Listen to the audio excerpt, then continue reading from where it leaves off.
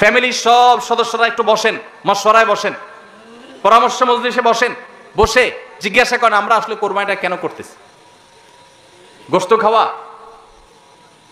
Fresh গোশত আহরণ করা, মানুষের সামনে নিজেদের মুখ উজ্জ্বল করা, কি ধান্দা, উদ্দেশ্য কি? একজন একজন করে সবাই মতামত নেন এবং এটা নিশ্চিত করেন যে আমরা আল্লাহর জন্যই কোরবানি করছি। এটা কিভাবে নিশ্চিত করব? একটা তো বললাম যে বিশাল বড় গরু কোরবানি করেন সব সময়, এবার একটু ছাগল কোরবানি করেন, দেখেন তো মনে মানাইতে পারেন কিনা। কারণ আপনি বলবেন ভাই গরু কোরবানিতে অনেক টাকা লাগে, ছাগলে তো অনেক কম টাকা লাগে, তাহলে এই কোরবানি ওইটার চাইতে কিভাবে উত্তম হয়? আমি উত্তম বলতেছি না, আমি বলতেছি যে আপনার নফস, আপনার মন মানে কিনা যে আমি গরুর জায়গায় ছাগল কোরবানি করলেও তো হবে, হবে না হবে না? কেউ যদি ছাগল কোরবানি করে তার কোরবানি হবে কি হবে না? হবে। কোরবানি ছাগলও করা যায়, গরুও করা যায়, ভেড়াও করা যায়, দুম্বাও করা যায়, মহিষ দিয়েও করা যায়, উট দিয়েও করা যায়, এই সব পশু দিয়ে কোরবানি করা যায়। অতএব আপনি এবছর একটু ছাগল দিয়ে করেন, বাকি গরু কেনার যে আরো বাজেটের টাকা ছিল সেগুলো দিয়ে আরো কয়েকটা ছাগল কিনে গরিব মানুষকে দিয়ে দেন, ওটা যাতে এলাকা মানুষ টেন না পায়, অন্য এলাকায় দিয়ে দেন। গরুর বাজেটের টাকা দিয়ে একটা ছাগল কিনে বাকি টাকা দিয়ে এরকম ছাগল কিনে মানুষকে দান করে দেন, জবাই করে অন্য মানুষের গোশত দিয়ে দেন, এলাকা দিলেন না, মানুষ টের পারো না। তাহলে মনকে মানাতে পারেন কিনা দেখেন। এটা হলো অ্যাসিড টেস্ট, আমি বলতেছি না সবসময়, মাঝে মধ্যে এরকম করে দেখেন যে মন মানে কিনা। যদি দেখেন যে না মন মানে, তাহলে আলহামদুলিল্লাহ ভাইরা আমার। আর একইভাবে মাঝে মধ্যে আমার কোরবানি আমি জবাই করলাম, গোশত সব দিয়ে দিলাম, ফ্রিজে খুব একটা ভরলাম না, অল্প স্বল্প রাখলাম। কারণ আল্লাহ তাআলা বলেছেন ফাকুলু মিনহা ওয়া আতি'মুল বাঈসাল ফাকির, ফাকুলু মিনহা ওয়া আতি'মুল কানি' ওয়াল মু'তার। কোরবানি গোশত নিজেও খাবো, গরিব দুঃখীকেও খাওয়াবো, যে চায় তাকেও দিব, যে চায় না আত্মীয় স্বজন তাদেরকেও দিব। অতএব মুস্তাহাব এই তিনও ভাগে ভাগ করা, কিন্তু এটা ফরজ ওয়াজিব না। তাহলে আমি পরিমাণ একটু কম রেখে বেশিরভাগই দিয়ে দিলাম। মন মানে কিনা দেখেন, মন মানে কিনা। অনেকে আছেন লামসাম সামান্য একটু দিয়া আর সব ফ্রিজে ঠেলতে ঠেলতে ফ্রিজের দরজাই লাগে না, পারলে রশি দিয়া বাঁধে যে দরজা লাগে না। কারণ গোশত, পায়া, ভুড়ি, কলিজা, ফ্যাপসা সব ঢুকাইতে ঢুকাইতে ফ্রিজ বেচারা জাম হয়ে গেছে। তাহলে কোরবানি কেন করতেছি? গোশতের জন্য যদি কোরবানি হয়, এই কোরবানি করবাই না, এটা ফুর্তি। কোরবানি তো ত্যাগের নাম। আপনার ভিতরে ত্যাগ কতটা আছে, ত্যাগের মানসিকতা কতটা আছে। আপনি আল্লাহর রাহে, আল্লাহকে খুশি করার জন্য লাখ টাকা দিয়ে গরু কোরবানি করেন, ভালো কথা। আপনার মধ্যে আসলে ত্যাগের মানসিকতা আছে কি এটা প্রমাণ করার জন্য মাদ্রাসা, নতুন মাদ্রাসা হচ্ছে, সেখানে লক্ষ লক্ষ টাকার দরকার আছে, আপনি সেখানে 20,000 50,000 টাকা অকাতরে দিতে পারেন কিনা, এটা অ্যাসিড টেস্ট। সেখানে টাকা বাইর হয় না। কোরবানিতে লাখ টাকা দেন, মাদ্রাসা টাকা দেন না, মসজিদে টাকা দেন না, আরো অনেক দিনের কাজ আছে সেখানে টাকা দেন না। গরিব দুঃখী মানুষ আছে, তাদের দরকার।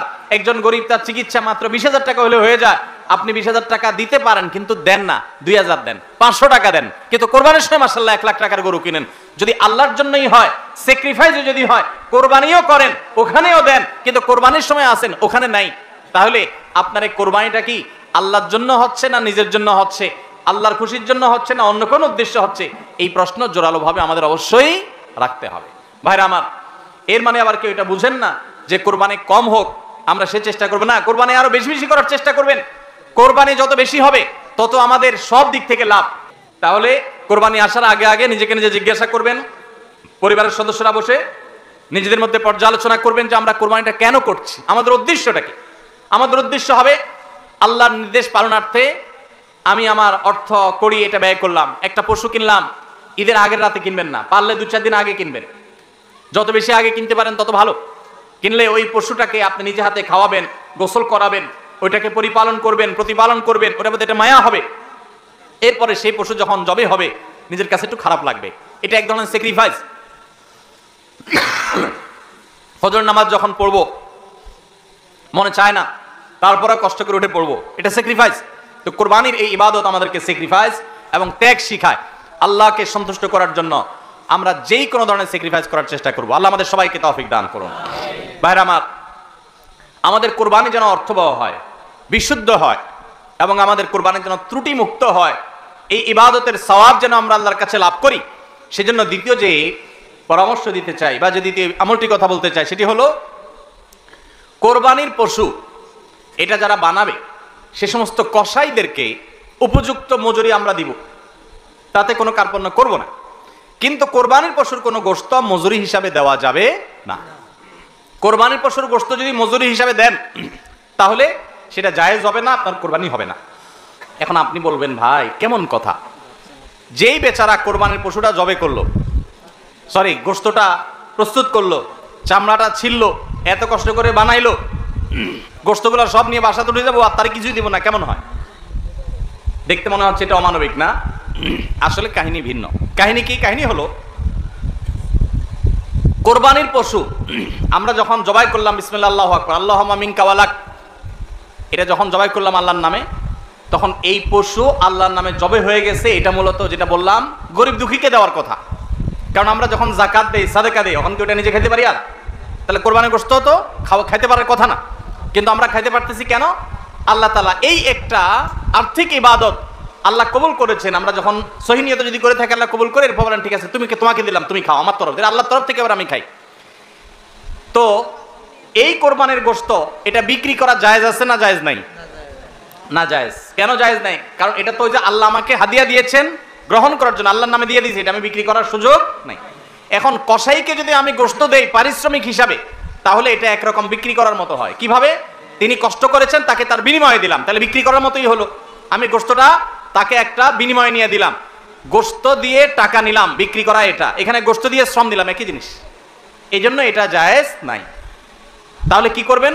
কসাইকে তার ন্যায্য মূল্য দিবেন, একটা গরু বানানোর জন্য যা লাগে তা পুরাটা দিবেন এবং আগে ভাগে এগুলো চুকায় নেবেন। মুশকিল হলো কসাইরা জানে যে একটা গরু বানাইতে হয়তো বাজার দর অনুযায়ী সে 10,000 টাকা নিত, এখন সে 8,000 রাজি হয়ে গেছে। কেন 8,000 রাজি হয়ে গেছে? কারণ সে জানে তার সাথে আরো যে 3জন 4জন থাকবে, সবাইরা আপনি কমপক্ষে এই 4 জনকে যদি 2 কেজি করে বা 3 কেজি করে গোশত দেন, তাহলে 3 4 12 কেজি হবে। তো 12 কেজি গোশতের বাজারের দাম কত? হ্যাঁ, তাহলে চিন্তা করবে সে যে আমার তো এই দিক দিয়ে 2,000 টাকা ছাড় দিলাম আর পাইলাম তার চাইতে আরো অনেক বেশি। এই জন্য কসাই কম টাকা রাজি হয়ে যাবে। কসাইকে এই জন্য আগে ভাগে বলে দিবেন, শুনেন কথা শুনেন ভালো করে, গোশত কিন্তু আপনাকে এক পিছু দেবো না, আপনি কত নিবেন সেটা আপনি চুকান, আমার খাটলে নেব, না হলে অন্য কসাইয়ের সাথে আলাপ করবো, কিন্তু আগে মাথায় এটা রাখেন আপনারা কিন্তু আমি গোশত দেবো না, টাকা যা নেওয়ার নিবেন। নবী করিম সাল্লাল্লাহু আলাইহি ওয়াসাল্লাম আলী রাদিয়াল্লাহু তাআলাকে এটা বলে দিয়েছেন, কোরবানি করার সময় বলে দিয়েছেন, দেখো কসাইকে কিন্তু কোরবানির গোশত দিবা না, কোরবানির গোশত শুধু না, কোরবানির পশুর কোনো কিছু বিনিময় দিবা না, তাকে টাকা দিবা আলাদা, যত টাকা লাগে সেটা দিবা, গোশত দিবা না, তাহলে বিনিময় হয়ে যাবে, এটা জায়েজ হবে না, তোমার কোরবানি হবে না। এই জন্য ভাইরা এই জিনিসটা আমাদের সাবধান থাকতে হবে, কসাইকে কোরবানির গোশত বিনিময় হিসাবে দেওয়া যাবে না। হ্যাঁ, কসাই যদি গরিব হয় তাহলে সেক্ষেত্রে অন্য গরিবকে আপনি আধা কেজি করে দিচ্ছেন, কসাইরও আধা কেজি দিতে পারেন, অন্য গরিবকে 1 কেজি করে দিচ্ছেন, কসাইরও 1 কেজি দিতে পারেন, কিন্তু কসাই হিসাবে না। সেটা হলো তিনি যদি কসাইগিরি নাও করতেন তারপরেও আপনি তাকে দিতেন যদ্দুর অদ্দুর দিবেন, এর বেশি যদি আপনি দেন এবং সেটা যদি বিনিময় হিসাবে দেন তাহলে কি হবে না? জায়েজ হবে না। এই একটা মাসআলা না জানার কারণে আমাদের অনেকের কোরবানি এটা নিয়ে টানাটানি দেখা দেয়।